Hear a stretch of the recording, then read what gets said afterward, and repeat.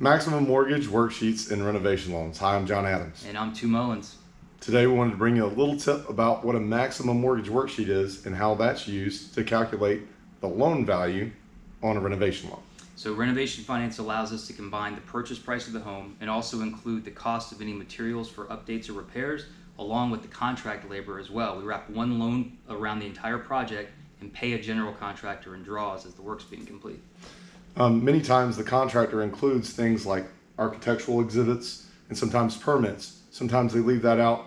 We provide spaces in there so we can put those projects all together there, along with any HUD consultant fees or third-party inspections that may be required depending on your loan type.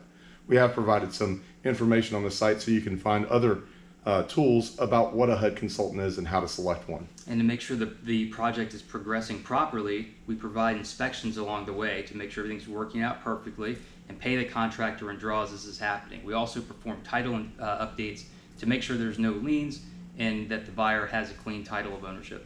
Lastly, we make sure that there's extra room or contingency from 10 to 20% depending on your complexity of your work in reserves for renovation amounts. In case any unforeseen condition come up or you have some change orders, there's some funds to complete the work. If those funds aren't used, they go back down to the principal balance of the loan.